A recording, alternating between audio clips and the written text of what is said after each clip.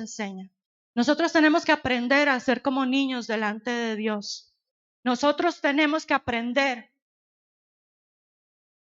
a que no nos importe. Tal vez suena feo el francés que le estoy diciendo. ¿Qué me importa el que está a la par? ¿Qué me importa el que está detrás? Que canto bonito, gloria a Dios. Que no canto nada, gloria a Dios. Porque aún así Él se place en escucharme. Porque aún así yo le llamo la atención. Tal vez con mis cantos desafinados, eso es lo que le llama la atención, no importa. Pero ¿sabe qué? Me salgo con la mía, le llamé la atención. Y así es como nosotros debemos de ser y de hacer. A veces nos cohibimos, porque tal vez está Cristel aquí adelante cantando y Cristel sí canta y yo no canto y entonces mejor que cante ella por mí. No, no. Eso es algo individual, es algo muy personal. Y el Señor, y la palabra del Señor dice que Él busca adoradores. Él no busca músicos, no busca cantantes, no busca lo que mal llamamos grupos de alabanza. Él busca adoradores. Y Él busca que tu vida, que mi vida se vuelvan un altar de adoración, un altar donde haya rendición, donde haya muerte, donde haya sacrificio. Porque sabes, la palabra altar, eso es lo que significa. Entre tantas cosas de las que significa literalmente lugar de la matanza. Y qué bonito, ¿verdad? Hacer un altar. Qué ganas de ir a hacer un altar ahora en mi vida, ¿verdad? Porque eso es lo que significa, lugar de la matanza. ¿Y qué debemos nosotros de matar? Tantas cosas, tantas cosas. Tenemos que matar sueños que no han sido puestos por Dios, pero que son míos, que es caprichos míos. Tengo que matar miedos, tengo que matar inseguridades, tengo que matar la incredulidad, la religión, tengo que matar muchas cosas en mi vida. Tengo que matar a ese yo que gobierna y que ha querido gobernar y que a veces se quiere salir y decir yo soy el que mando y no Dios. Tengo que agarrar literalmente a ese ego, a ese autogobierno y ponerlo en ese altar y sacrificarlo, matarlo definitivamente para que sea Dios el que venga y gobierne en nosotros. Amén. Y hoy tal vez, no sé, porque traía la estructura del tema y ayer se lo decía a mi esposo, está la estructura hecha. Tengo un tema que yo creo que voy a durar toda la semana hablando de adoración, porque el tema es muy amplio, tiene mucho para dar. Pero yo quiero concentrarme en un punto en esta mañana. Y quiero hablarte de un hombre que a partir del momento en que Dios se le mostró, se le reveló, fue un hombre que edificó altar para Dios. Dice la palabra del Señor y nos enseña que el primer hombre que está registrado en la palabra que edificó un altar fue Noé. Cuando Noé salió del arca después del diluvio, dice la palabra que él salió y edificó un altar. En ese momento tal vez le bastó una piedra, no sabemos, para edificar ahí el altar, para hacer sacrificio. Dice la palabra que tomó de los animales puros, limpios, que habían dentro del arca y sacrificó ofrenda a Dios, una ofrenda de adoración a Dios. Pero yo le decía a mi esposo, en estos días hablando y viendo y buscando un poco en la palabra, estudiando, Noé es el primero que está registrado bíblicamente, pero ¿sabe qué? Hubo alguienes antes de Noé que hicieron altar y no está en la Biblia. Usted lo saca por deducción. Abel presentaba ofrendas delante de Dios. Caín también. ¿A dónde presentaban ellos la ofrenda? La ofrenda se presenta en un altar. Es lo que la palabra del Señor nos enseña. La ofrenda se trae al altar de Dios. Y ellos edificaron altares. para dar ofrenda a Dios. ¿Y quién les enseñó a ellos de esto? Tuvieron que haber sido sus padres. Sus padres enseñados por Dios en el mismo Edén, acerca del secreto de la adoración, acerca de la importancia de tener altar de adoración en nuestra vida. Aunque ellos eran perfectos en ese momento porque no habían visto pecado, me imagino yo que ellos adoraban a Dios como nadie más en la tierra. Eran los únicos seres humanos adorando a Dios, sin tapujos, sin estorbos, sin barreras, sin nada. Y ellos aprendieron acerca de la importancia de edificar un altar de adoración. Y esta enseñanza vino transfiriéndose, vino dándose de generación en generación. Porque muchas cosas que los hombres de Dios en la Biblia vemos que hicieron fue por eso, porque venía desde el principio la enseñanza. Y Noé es el primero que está registrado así como textualmente en la Biblia, escrito. Pero entendemos que esta enseñanza venía desde el inicio de la historia del hombre. Amén. Y quiero que vayamos, por favor, a Génesis, capítulo 28.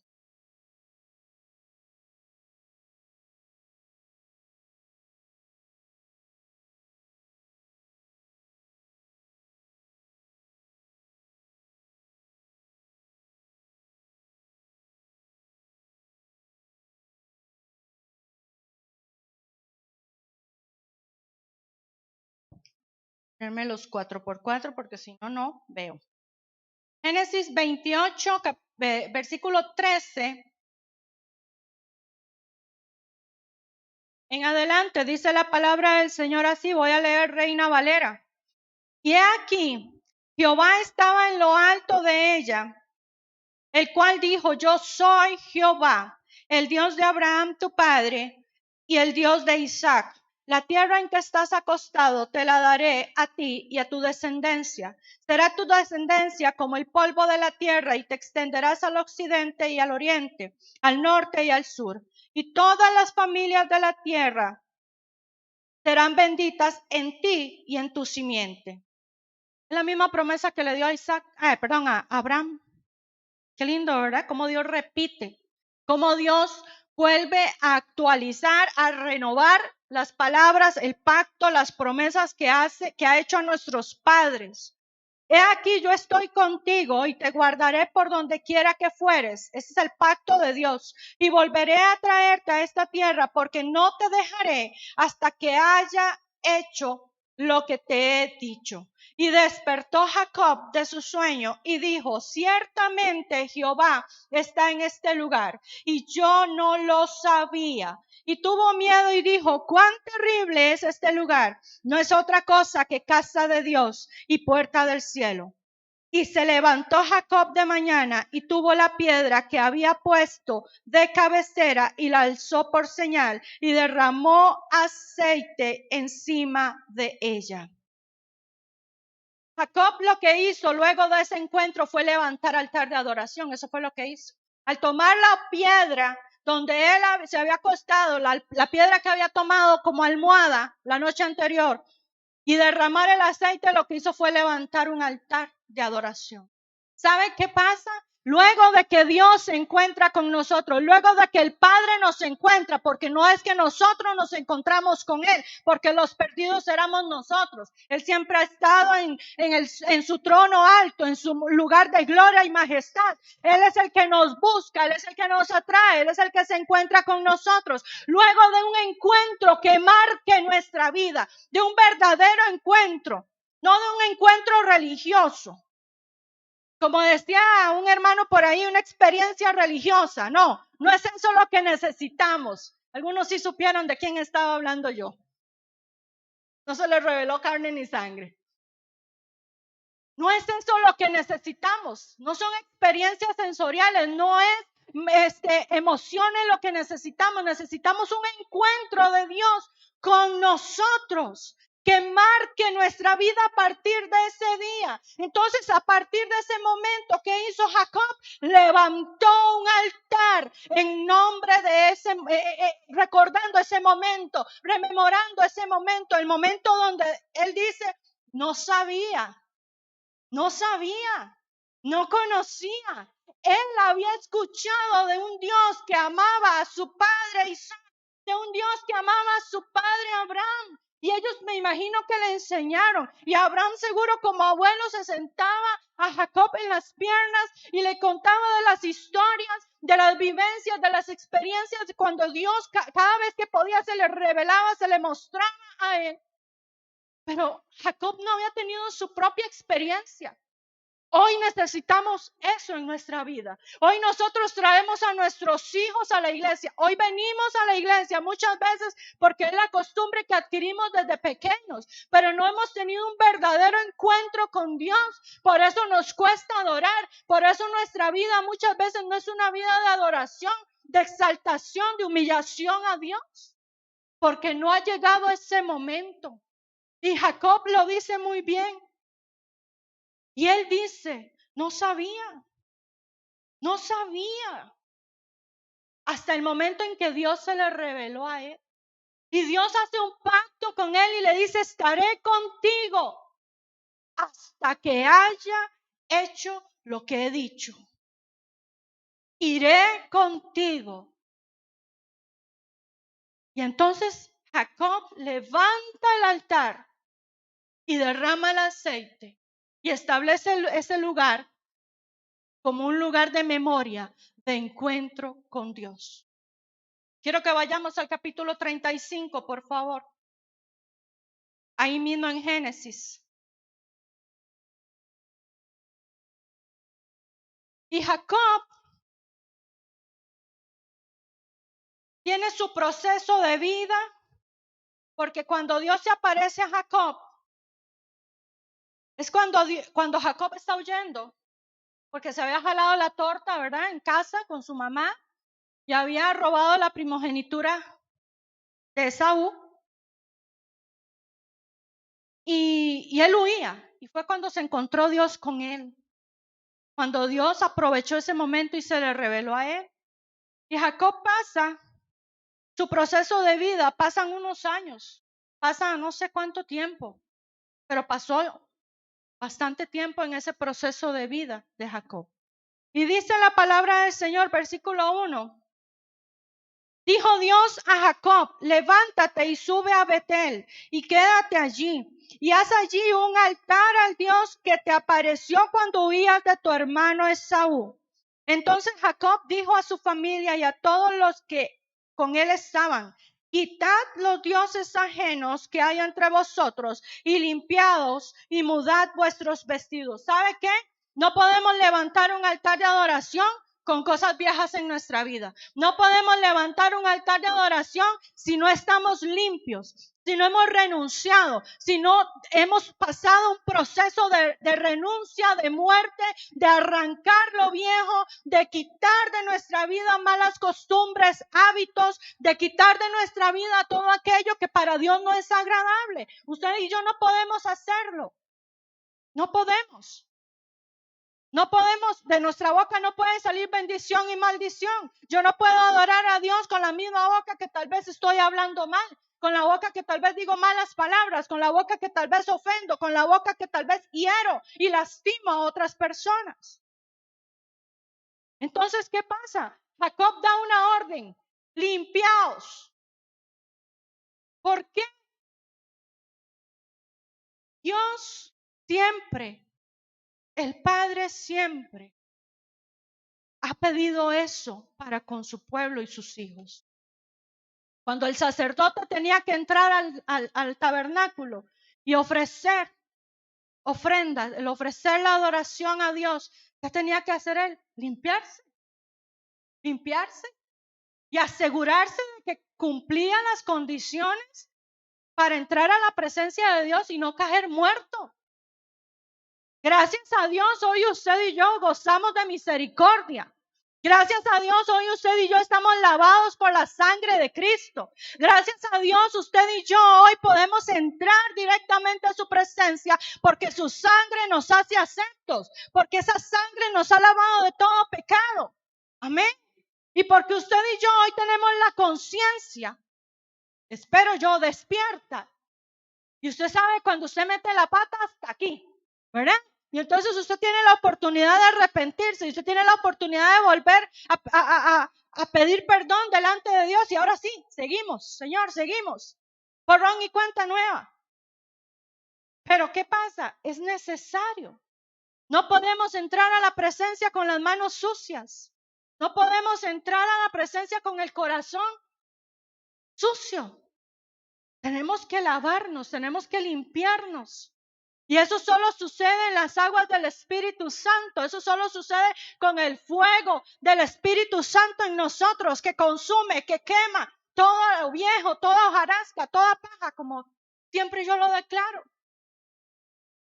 Todo lo que no es de Dios tiene que consumirse en nuestra vida por medio del fuego del Espíritu Santo.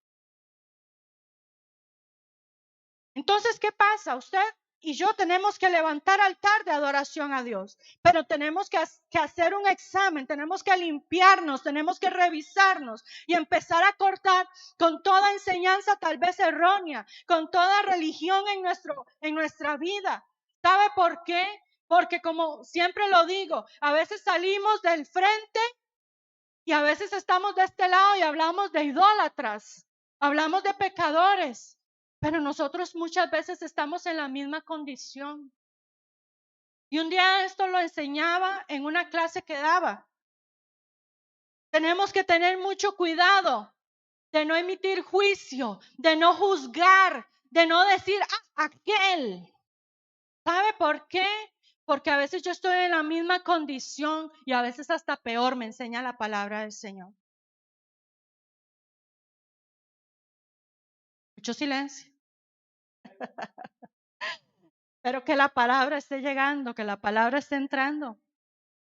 ¿Sabe por qué? A veces somos muy fuertes y juzgamos muy fuerte a los de afuera y no vemos la viga que nosotros tenemos en nuestro propio ojo. Y el Señor nos manda a limpiarnos porque tenemos que entrar limpios delante de su presencia. No hay cosa inmunda que pueda estar delante de Él. No puede delante de su gloria entrar algo contaminado, algo leudado, algo mezclado. Tiene que ser genuino, tiene que ser auténtico. Y dice el versículo 3, y levantémonos y subamos a Betel y haré allí altar al Dios que me respondió el día de mi angustia y ha estado conmigo en el camino que he andado. Vea cómo Jacob reconoce lo que el padre le dijo en el capítulo 28. El Señor le dijo, yo iré contigo. Yo iré en tu camino. Y Jacob aquí reconoce tiempo después que el Señor cumplió su palabra, su promesa, porque dice, y ha estado conmigo en el camino que he andado. Así dieron a Jacob todos los dioses ajenos que había en poder de ellos y los zarcillos que estaban en sus orejas, y Jacob los escondió debajo de una encina que estaba junto a Siquem. Y salieron y el terror de Dios estuvo sobre las ciudades que había en sus alrededores y no persiguieron a los hijos de Jacob. Y llegó Jacob a Luz, que está en tierra de Canaán, esta es Betel, y él y todo el pueblo que con él estaba, y edificó allí un altar y llamó a aquel lugar el Betel, porque allí le había aparecido Dios cuando huía de su hermano.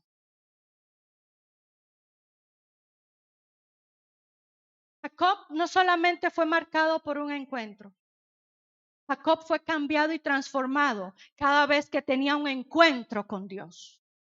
Y él edificaba altares, así como Abraham, cada vez que Dios se le aparecía, edificaba un altar. Y usted lo puede leer en Génesis. Cada vez que Abraham hablaba con Dios, un altar.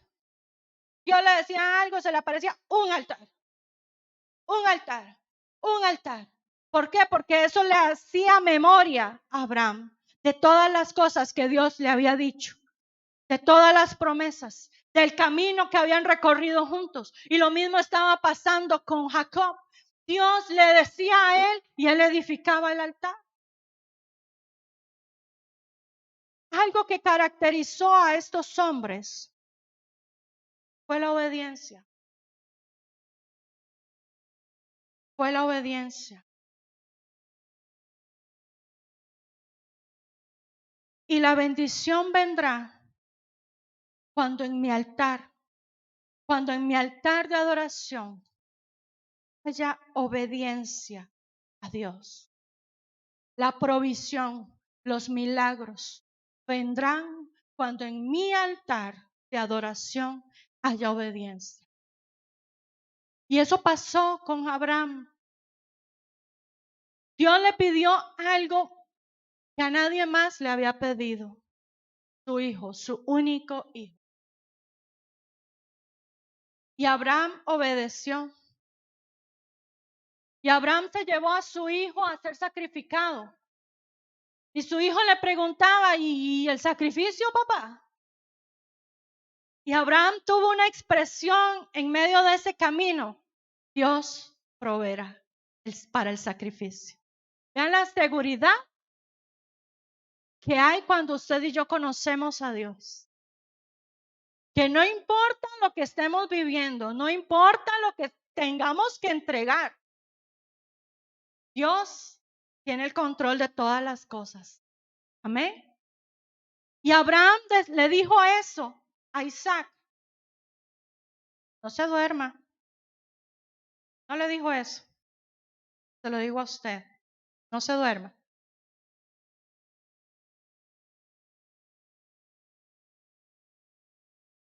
Y en capítulo 22 de Génesis, versículo 13, dice la palabra del Señor así. Entonces alzó Abraham sus ojos y miró. Y he aquí a sus espaldas un carnero trabado en un zarzal por sus cuernos. Y fue Abraham y tomó el carnero y lo ofreció en holocausto en lugar de su hijo. En el momento que él estaba presto a sacrificar a Isaac, que no era un niño, era un muchacho, ya era un hombre ya. Que a nosotros nos enseñan, la religión nos ha enseñado que es un chiquito. No, ya era un hombre, ya era grande, ya podía defenderse, ya su papá estaba muy viejito. Podía defenderse, podía darle un golpe a su papá y salir corriendo y no ser sacrificado. Pero vean la enseñanza, vean la docilidad de corazón de Isaac, que él estuvo dispuesto a morir como ofrenda. Pero Dios se proveyó a sí mismo para el sacrificio. Y dice el versículo 16 y 17, y dijo, por mí mismo he jurado, dice Jehová, porque por cuanto has hecho esto y no me has reducido a tu único hijo, de cierto te bendeciré y te multiplicaré tu descendencia como las estrellas del cielo y como la arena que está a la orilla del mar, y tu descendencia poseerá las puertas de sus enemigos. Esa fue la bendición resultante ¿a qué? A la obediencia de Abraham, porque dice el versículo anterior, puesto que no te rehusaste a darme a tu hijo, puesto que has hecho esto, o sea, obedeciste. La obediencia en el altar de Dios trae bendición, trae provisión. Por algo, Abraham le puso a ese monte Moriah. Y Moriah significa el lugar donde Dios se provee a sí mismo. El lugar de mi destino. Eso es lo que significa Moriah. Y ahí encontró Abraham más revelación acerca de su destino. Necesitamos levantar altares de adoración a Dios. Necesitamos levantar altares donde donde la negación no esté presente. ¿Sabe por qué? Porque a veces Dios nos pide cosas así como Dios se las pidió a Abraham. Y a veces cuestionamos, a veces nos resistimos, a veces decimos, no, Señor, es demasiado lo que me estás pidiendo. Y no estoy hablando de dinero, estoy hablando de entrega. Porque muchas veces entregamos algunas cosas a Dios, pero solo unas.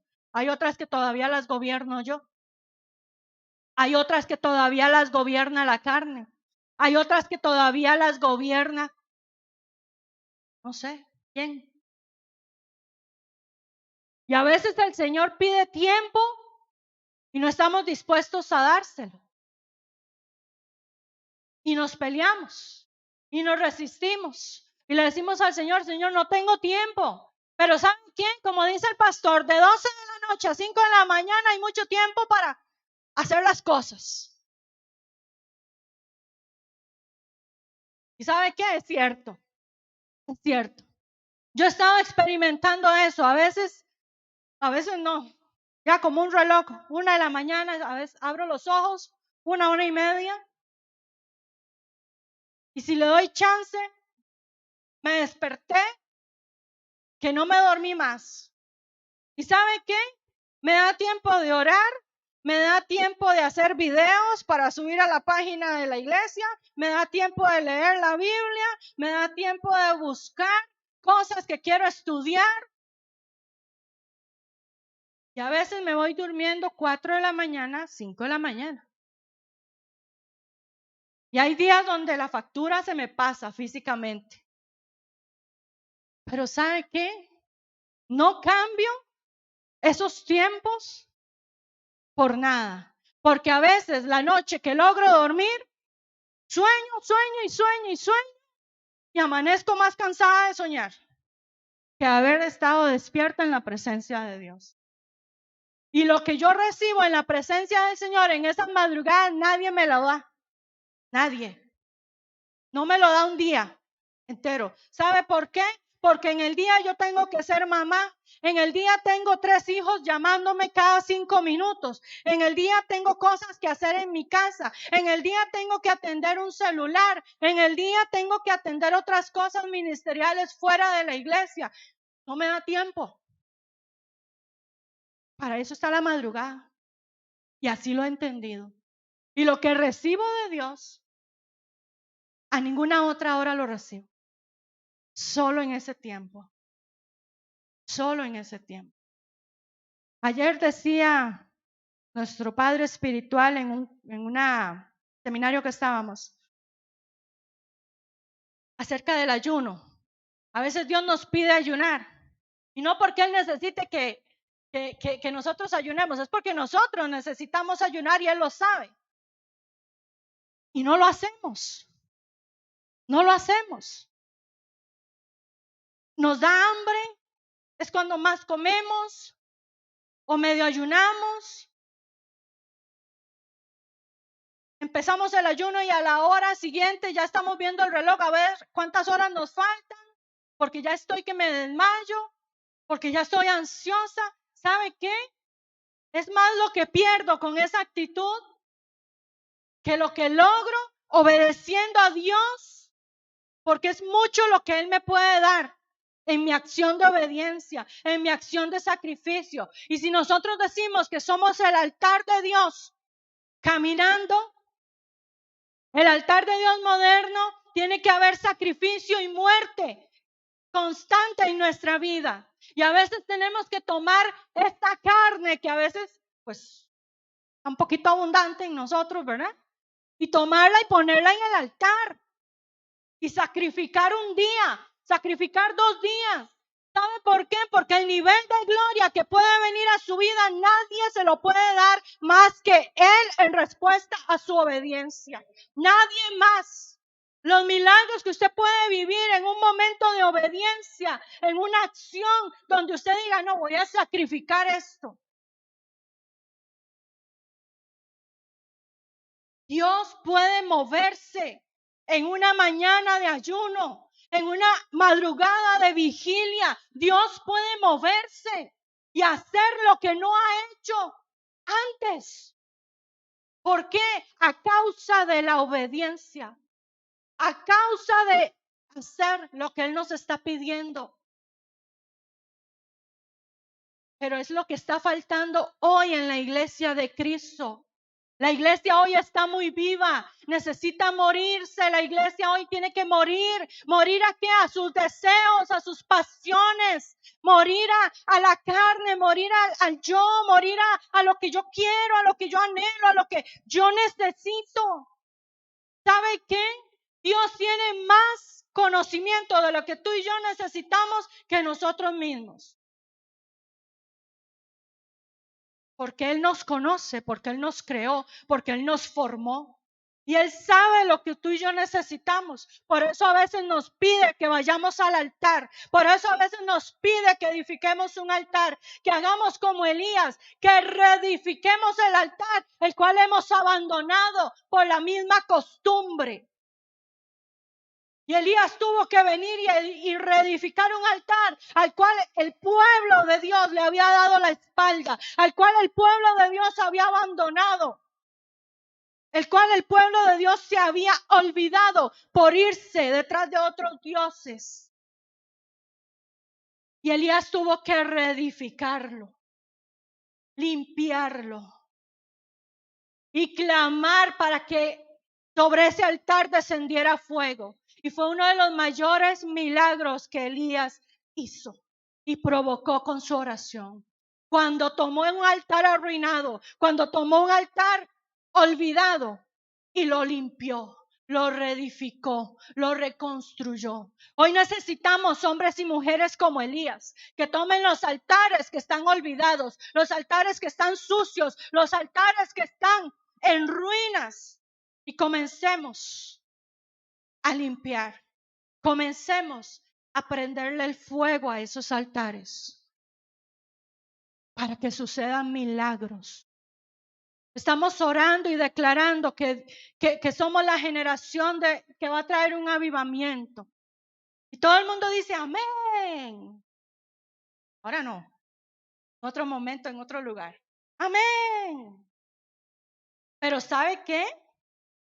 Para que venga el avivamiento, tiene que haber sacrificio, tiene que haber tiempo de entrega, tiene que haber tiempo de oración, tiene que haber tiempo de humillación, tiene que haber tiempo donde usted y yo nos estamos lavando, limpiando constantemente y presentando como ese sacrificio vivo, como dice Romanos 12:1, que nosotros debemos ser el sacrificio vivo que entregamos sobre el altar de Dios.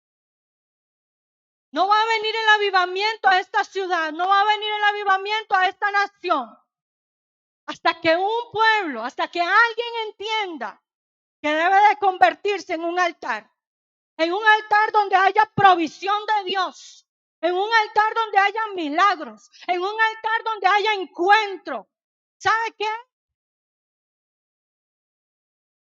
Lo reto a que usted se vuelva a un altar.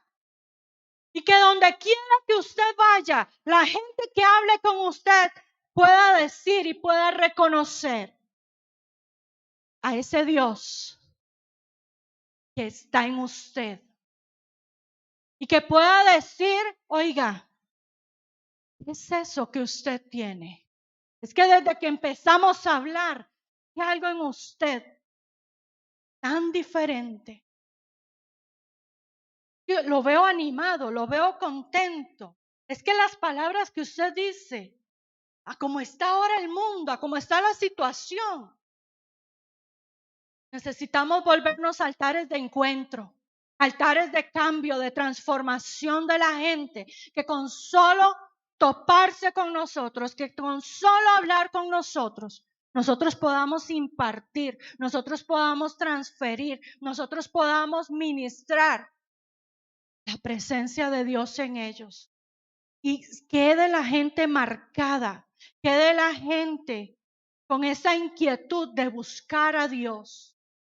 Así es que hoy le pongo ese reto a usted. Le pongo ese reto. Yo espero de ahora en adelante encontrarme con mensajes, encontrarme con llamadas que me digan, pastora, pasó un milagro. Pastora, vieran lo que pasó. Pastora, me encontré con alguien en la calle. Oiga, y con solo que hablé con ella, fue sanado, fue libertado. Con solo que me encontré con alguien en la calle, esa persona aceptó a Cristo.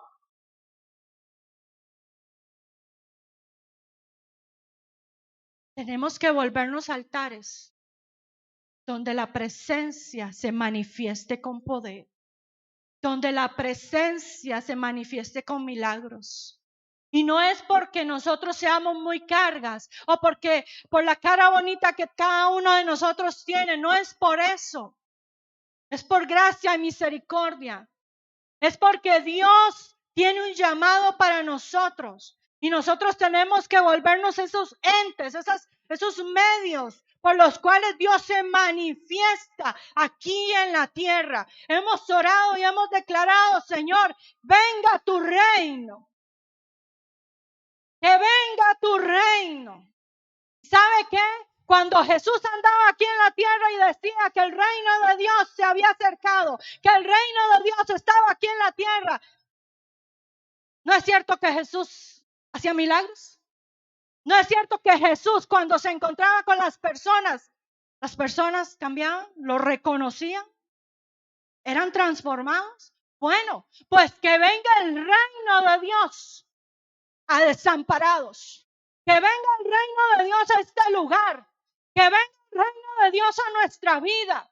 Y que milagros portentosos empiecen a suceder a través de nuestras palabras, a través de nuestras manos, a través de lo que podamos nosotros hacer o decir a otros. Pero que sobre todo venga encuentro de Dios con esta ciudad. Y entonces ahora sí venga la restauración. Ahora sí venga la sanidad. Ahora sí venga la prosperidad del reino de Dios. Que toda orfandad sea quitada sobre esta ciudad. Cuando el reino de Dios venga aquí y se empiece a manifestar a través de cada uno de nosotros, a través de cada uno de ustedes en sus barrios, en sus casas. Es necesario. Es necesario. Es necesario que esto suceda. Tenemos que volvernos altares de Dios. Y como dice Levítico, que el fuego en ese altar no se apague. Cuidemos de que el fuego de Dios esté encendido y para Él esté encendido en nuestro altar continuamente. Que ese fuego no se apague por una mala noticia. Que venga y ¡ay! Se me apagó. ¿Verdad? Como pasa con los fósforos. Se prende un fósforo y se apagó. No. Tu fuego, ese fuego en ese altar tiene que ser el fuego como que si fuera un bosque el que se está incendiando. No un fósforo, no una candela, no un apagador ahí. Señor, aquí está mi fuego. Señor, aquí vamos, Señor. Señor, aquí vamos. Poquito a poco, Señor, poquito a poco. No. Tenemos que volvernos personas radicales.